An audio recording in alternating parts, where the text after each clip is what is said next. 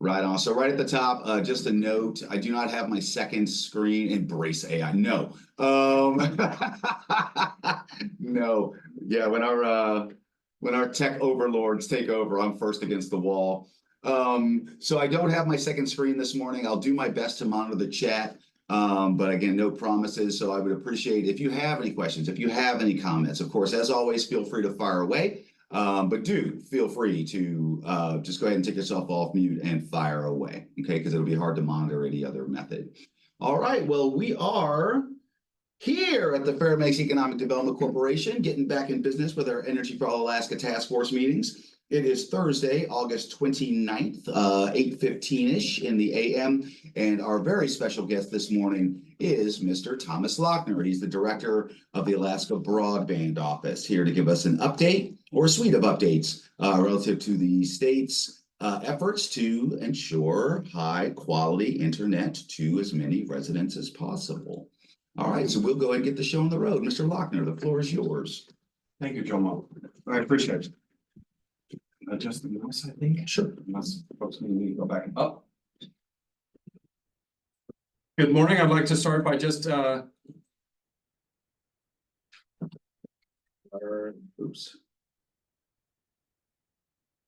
how do I?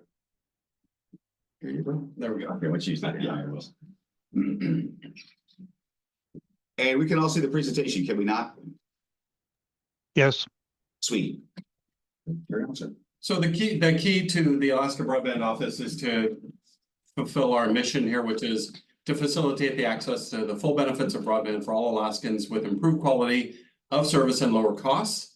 And that effectively breaks into two different parts in this presentation. One is the infrastructure, which is captured by the Broadband Equity Access and Deployment Program, or BEAD program. And the other is, once that infrastructure is in place, then what? And that's captured by the Digital Equity Program.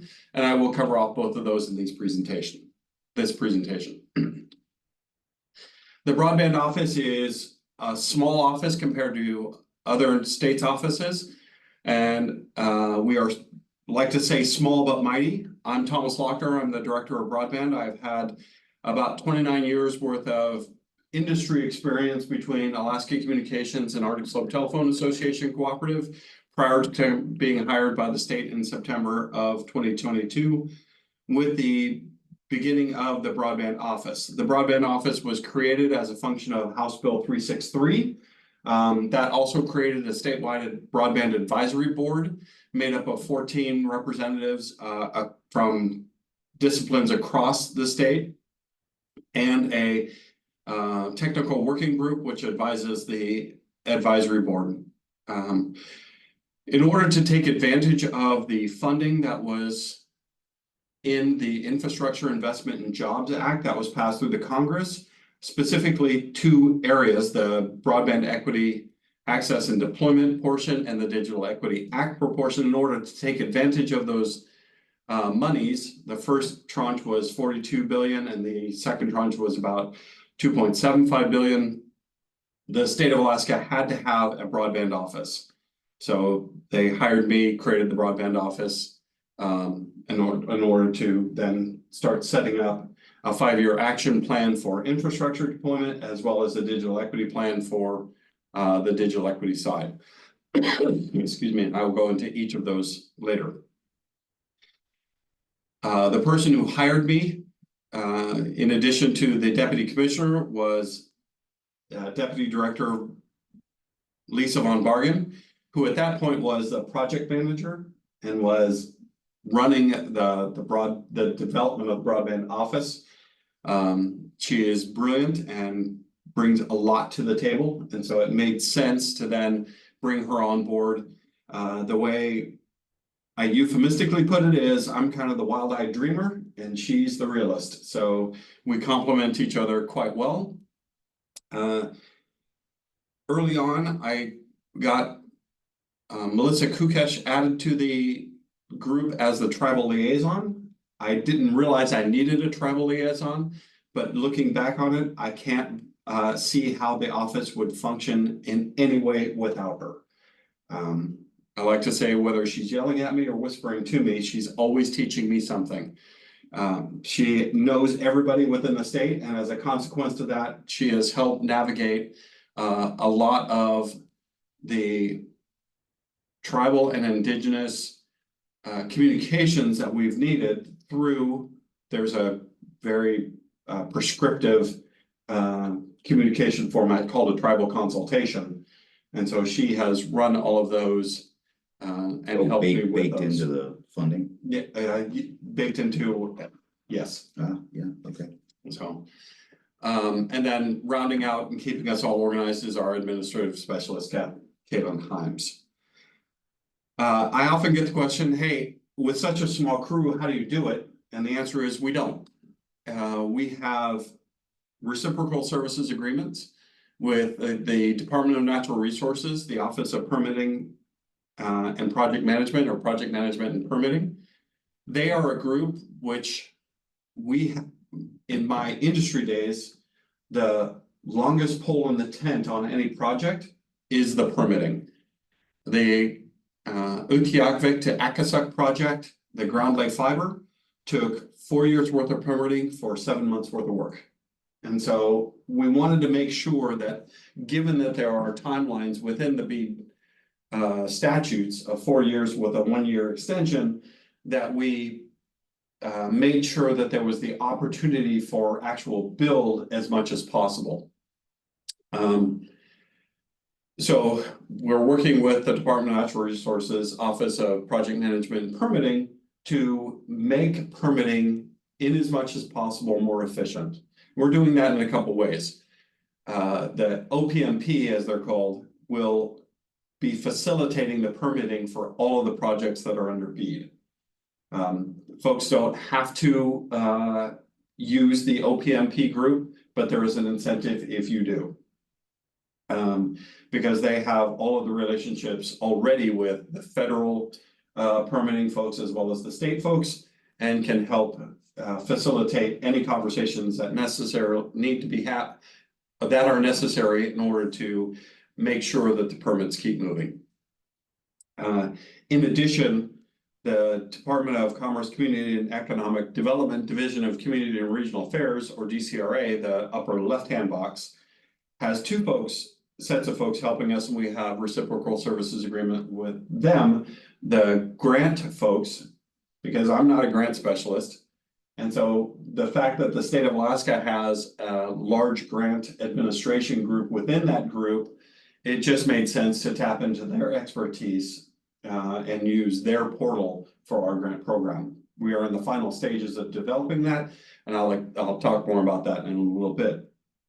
Secondly, the in-state mapping challenge that we had to run, and a map that has all of the layers that we know about for a GIS, and I don't know what the acronym GIS stands for, but it's the mapping program that is commonly used. And they're in layers, like the mental health trust lands layer, the ANCSA land layers, the Federal land layers. Federal land layers, federal reserves, state parks, all of the layers are on there, with the exception of municipalities and boroughs, because they're very detailed and have a different format. But for the ultra rural locations, folks can draw the path of what they think their infrastructure is going to follow, and click a button on the right hand side, and it will pull up a spreadsheet that shows every single land type that you cross. In addition, has a link to the permits necessary to go across that land. And so we see it as a very, very powerful tool that, as folks start developing their grant programs and start doing their engineering, they can understand exactly what and who they're going to need to interface with. So we've had a lot of help with a lot of work, and we are very grateful to the other divisions within the state of Alaska who have helped develop these things. Any questions so far? And then, of course, DOT there in the lower. Those are working with us on permitting and and project coordination. both environmental conservation, as well as the State Historic Preservation Office, or SHPO. I apologize in advance. There are several slides that are very densely packed. This happens to be one of them. But I'll hit the high points in each of these areas. And since you have this, feel free to distribute it so that folks can have it as well. Thanks, sir. The NTIA, or National Telecommunications and Information Administration, within the Federal Department of Commerce, has broken down the BEAD program into 2 volumes, they call it. Initial Proposal Volume 1 and Initial Proposal Volume 2. Those names had no meaning to me, and I knew would have no meaning to anybody else. So I changed the descriptions to what they actually are. And they are, Volume 1 is the In-State Mapping Challenge, to where the FCC maps show all of the providers and all of the opportunities for broadband, but they don't break it down into served, unserved, and underserved the way the NTIA does.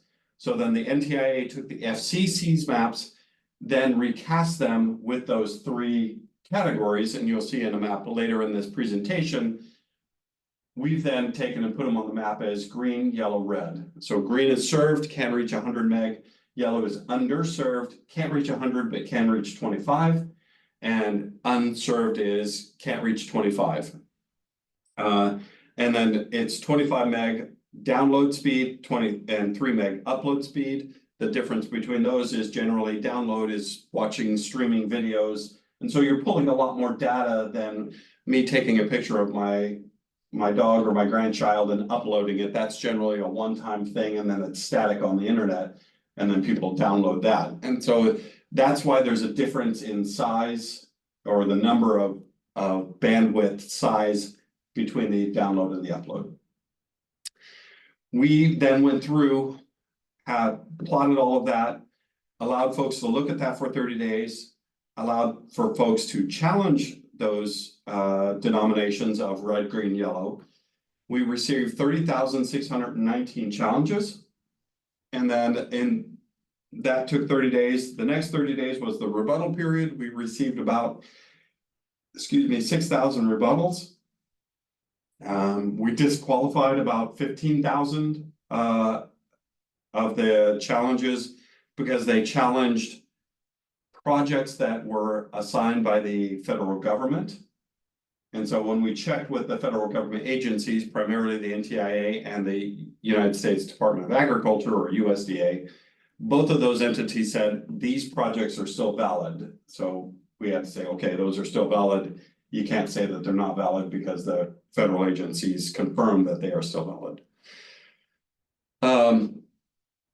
All of that is posted on the website. There's 2 boxes down on the website main page. The second box down is the challenge process.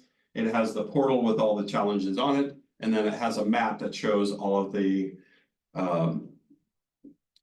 final denominations of the BSLs, or broadband serviceable locations. I feel like I'm going through this really fast, and it's super dense, and so I apologize. Appreciate it. If I'm glossing over something or an acronym isn't sticking, please stop me and I'll clarify it. So I'll remind the group, again, this is for your benefit. So if you have any questions, just take yourself off mute and go ahead and fire away. Yeah. Part of the challenge of this is the complexity. My understanding is, okay, so baked into this process, you talk about the initial maps regarding availability of service. Yes. And level of service Yes. available. But the original submissions or characterization was based on industry reporting. They said, someone in industry said, oh, I can provide this level of service at that location. That's correct. The challenge, part of the challenge was, is that true? I mean, it was on the citizenry to kind of ground proof the information that had been provided by service providers. That's correct. And one of the innovative things that Alaska did that other states then copied is that in the challenge process, and I've skipped ahead to the map that shows the results of the challenge process for our Fairbanks.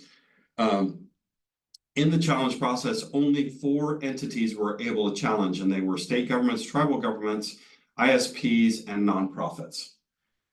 Individual citizens were not able to challenge unless they fell within one of those 4 groups. That didn't seem quite fair to the broadband office.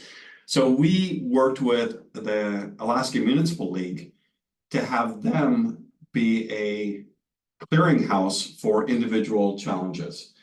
And we set up our portal so that individuals could challenge, and then it would go, instead of going to the ABO, it would then go to Alaska Municipal League. Municipal League would put it in on behalf of folks.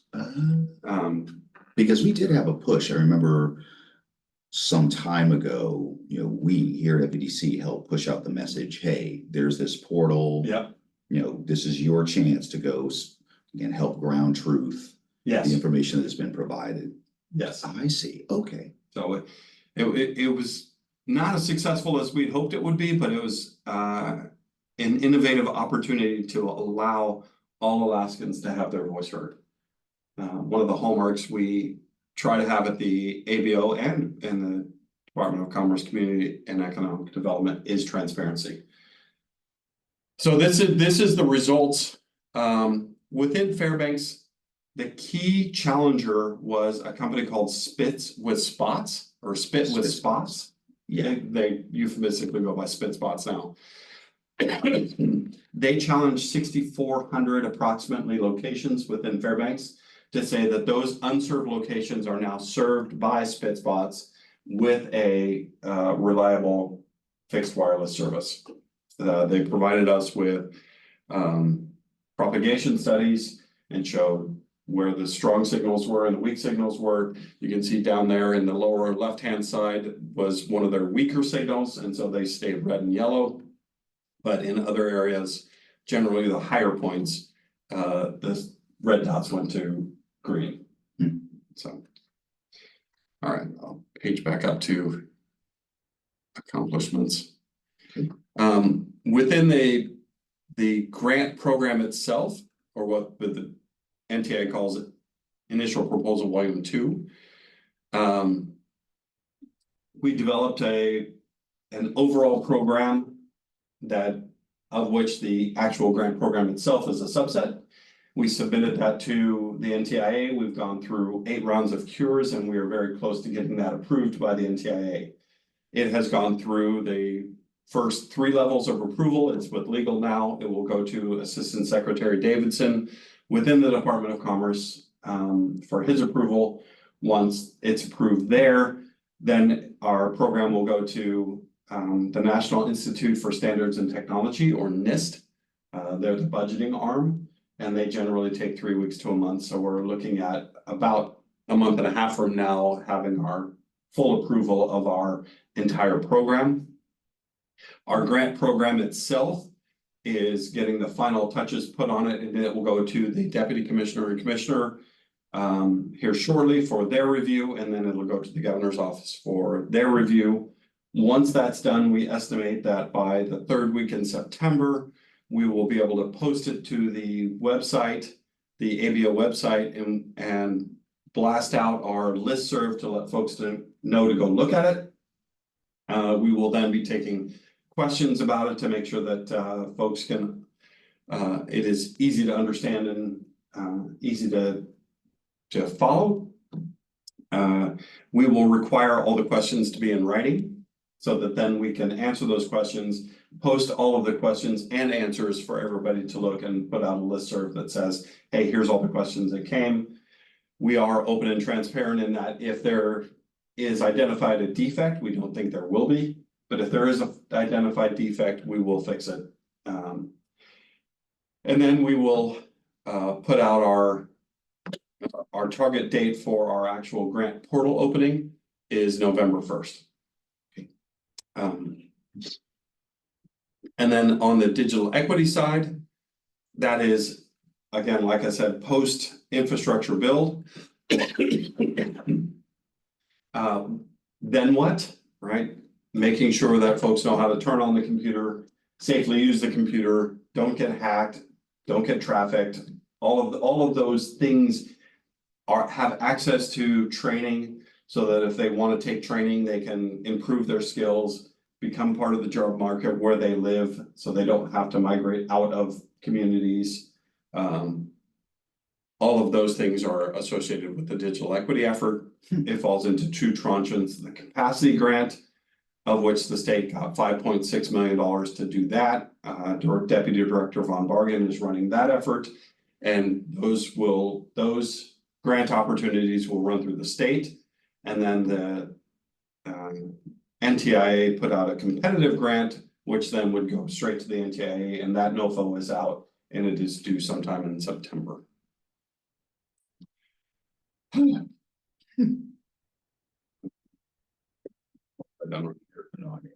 we go. Okay. All right, the grant program itself, more detail. That's the number the state received. It represents not enough funding to cover off all of the locations. The estimate the state of Alaska did through the broadband office early on was about $1.8, $1.9 billion necessary to bring fiber to all locations. Just how the NTIA allocated, that represents about 60 cents on the dollar. Fortunately, there are other federal programs that folks are applying for. One is the Tribal Broadband Connectivity Round 2, and another is through the USDA, two specific programs, the Reconnect program and the Community Connect program, and that we're hopeful that through awards in those programs, it will offset the need that we have so that the BEAD funding can go farther to provide service to the under and unserved. Okay. As I said, we're anticipating the rollout of the grant portal on November 1st. Then folks will have 120 days to submit their applications.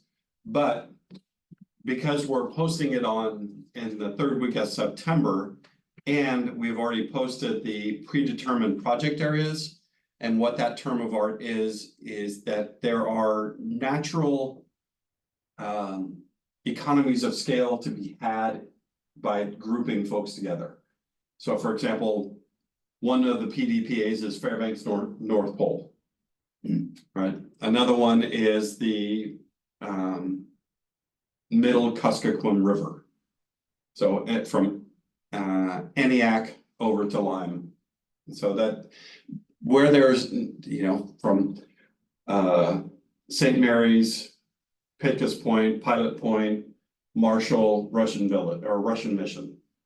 Those tend to, because they're along the Yukon, you can get an economy of scale. And where we adopted this is the Arctic Slope Telephone Association Cooperative has 8 villages across the North Slope, and they have techs that rove between the villages. That way, one village isn't carrying the entire burden of a very expensive tech. Instead, it's broken up between 4 to 6 villages. And so you get better economies of scale. Use of the predetermined project areas is highly encouraged, but not required. And that's a function of the fact that the ABO recognizes that we're pretty good at what we do, but we don't necessarily have all the answers. And there may be other smart people who have better answers than we do, and we want to be open to that. So as of about September, folks will be able to get a jump on developing their engineering package. And then November 1st, the portal opens, they can start putting it in. They'll have 120 days to put that in. Then the grant application will close on February 28th. And then the Alaska Broadband Office will evaluate those. We will be hiring a professional engineer or a professional engineering firm to help us review the engineering packages that we get. Because we're not engineers.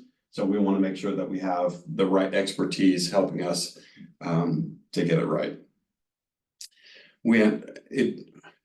The grant awards will not be announced at the end of May.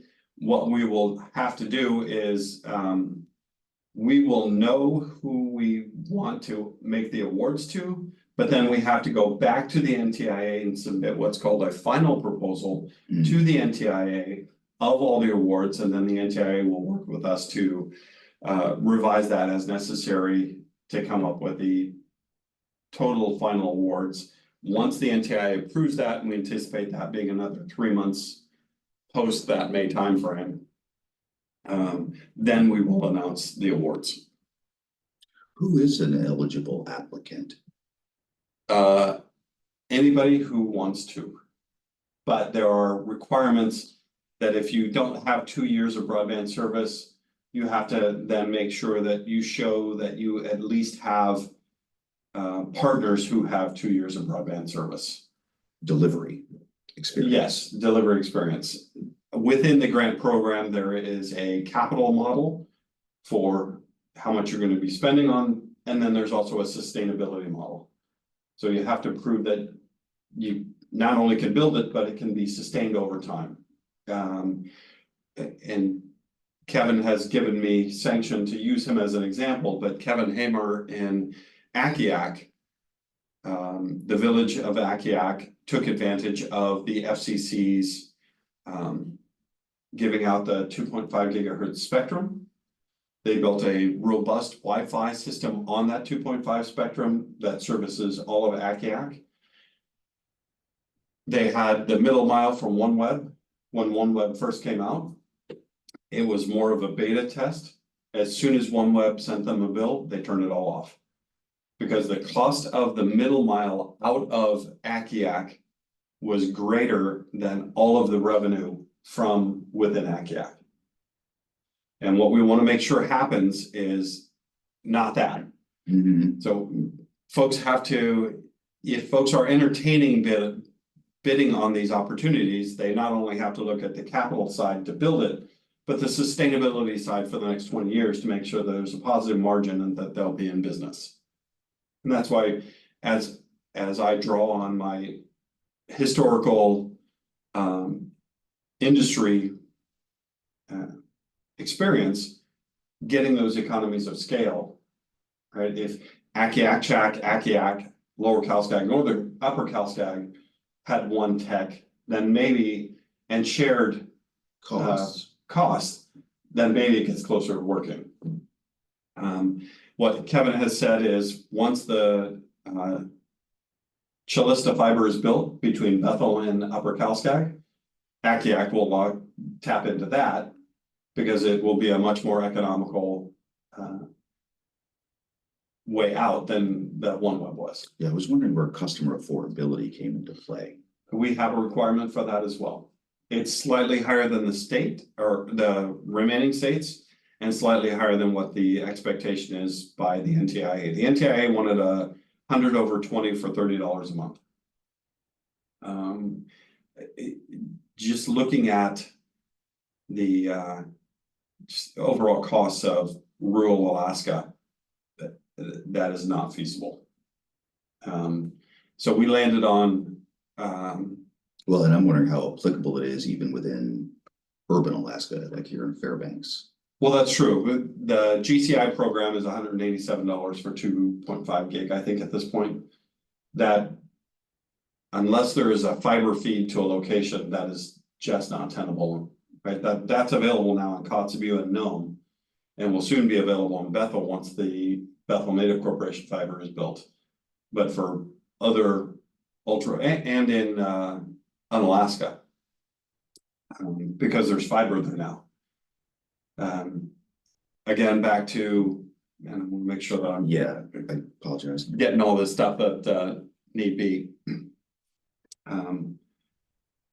In looking at a microwave build between Utqiagvik and Akasuk when I was at Aztec, the center microwave to traverse that 60 miles was going to be about $250,000 a year. Ultimately, Aztec went with the ground lay fiber.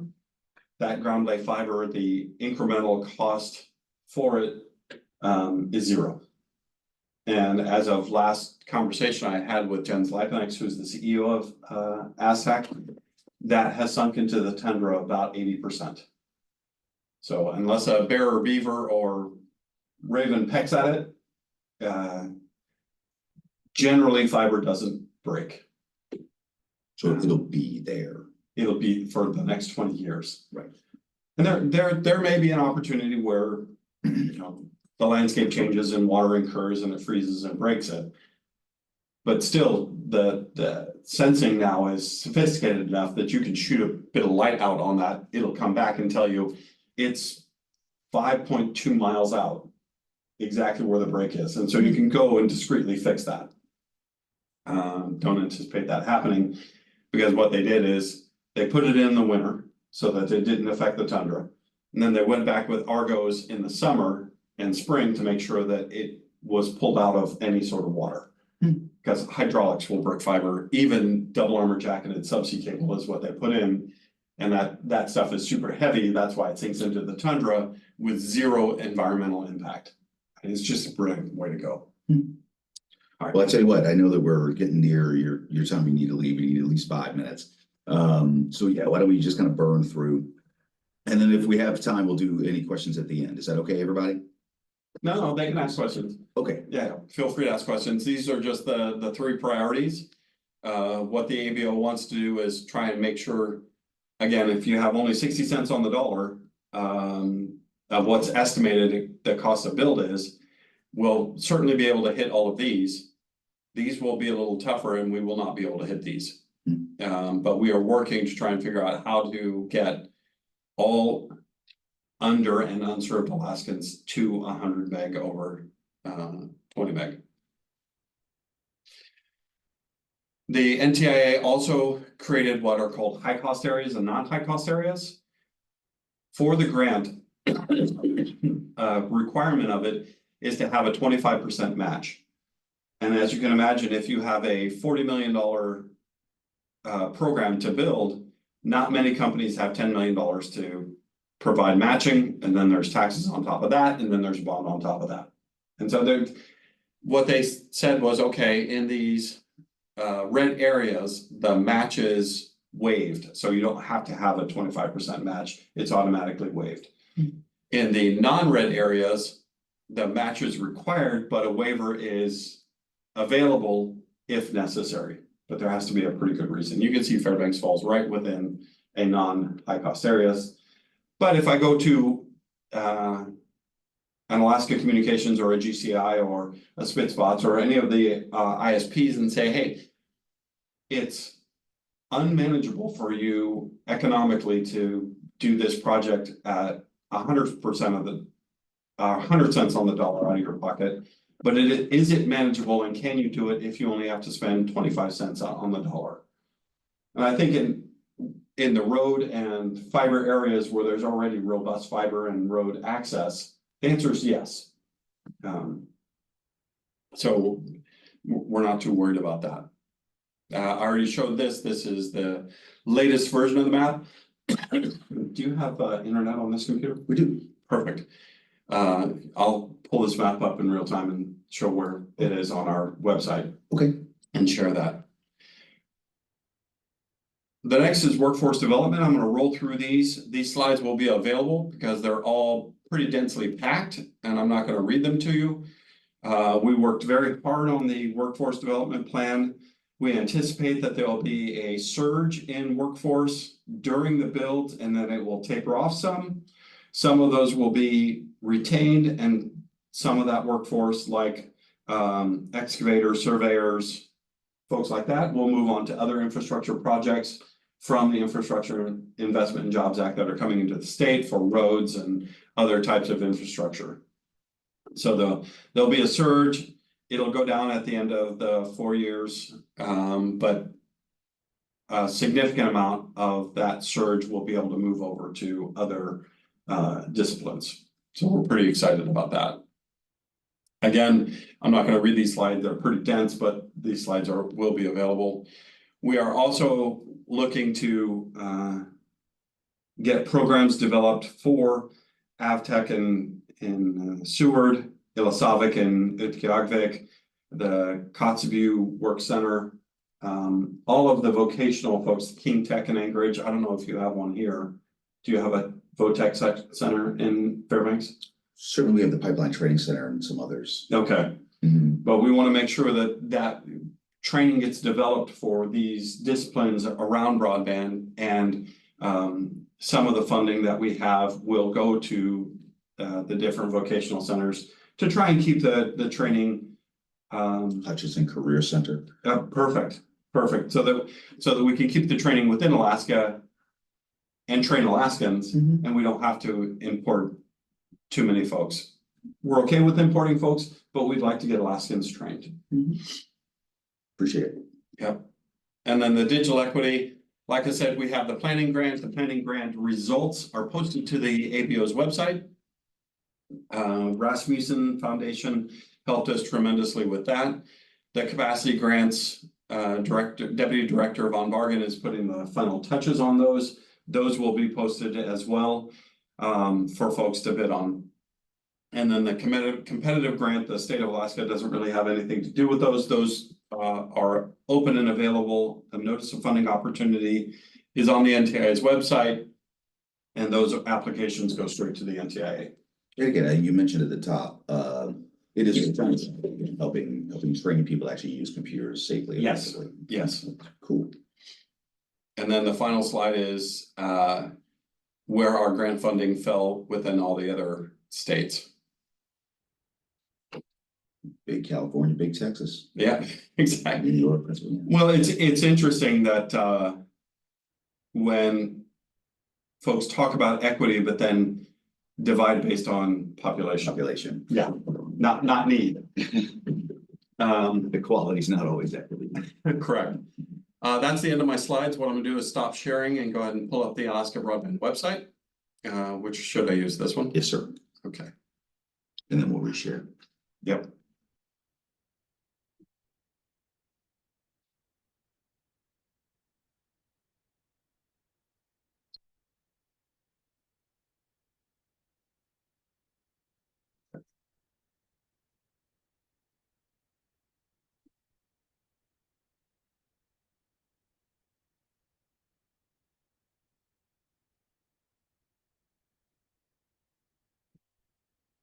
Can everybody see the Alaska Broadband Office website here?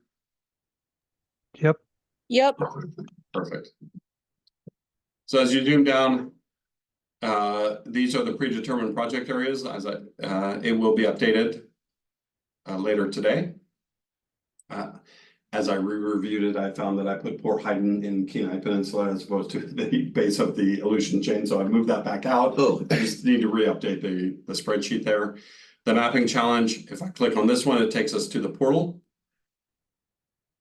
And so you can see every single challenge that occurred and who did it and what the challenge was. And then if I click on the second one down here, this is the map.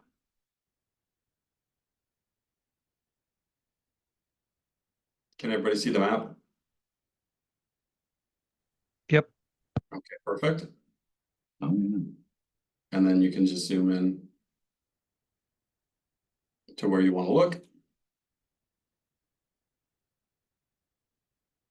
Does anybody want to look at their house to see what their level is? I met with Assemblyman Gutenberg yesterday and went on my phone directly to his house, and he is unserved. So he has an opportunity. Actually, if you don't mind zooming out. Zooming out? No, just a little bit. Okay. I just saw, well, okay, Fox Goldstream. Mr. Dome. Okay. Well, there's so many green that it kind of overwhelms it. But once you zoom, if I zoom into Goldstream here, you can see as it starts splitting apart, there's significant portions of red. You know, in that I'd call it about 10%. And then if you click on any individual dot, it will show you the address, show you the predetermined project area it's part of. And I believe it shows whether it's served or well. Okay. No, I can't move that. Okay. All right, well, now we know where to look. Mhm. All right, well, Herr Director, thank you so much. Here, if you don't mind, we'll go ahead and just No problem. close out. Any questions? Anything that left you wanting? Well, looking at those timelines, may call you again to get a further update, as we move either through the very end of 2024 into the early 2025, so we can kind of check statuses. And Perfect. does that sound good? Does that sound good, everybody? Again, I know we had to do this pretty quick, but we do have 2 minutes for a question if anyone has one at this juncture. All right, well, no one throwing up their hands. Thank you all for having me. Really Yeah, appreciate you thanks. coming. Thank Okay. you. Well, again, this is very important. This is substantial funds are being made available to try to help our residents achieve affordable yet high quality internet connectivity. Yes. And certainly after all those years in the legislature of hearing people talk about how we could do distance education and e-commerce in certain areas of the state, we found pretty glaringly during COVID, not only did we have major gaps in rural Alaska, but right here in our own community. Yeah. So again, we'll all keep working together to see if we can't make the most of this opportunity. That's perfect. All right. And I encourage you to look at the digital equity capacity grants, because I don't know if you submit for grants, but there may be something that you may want to do or facilitate. Okay. All right. And then Lisa, Deputy Director Von Bargen would be able to help with that.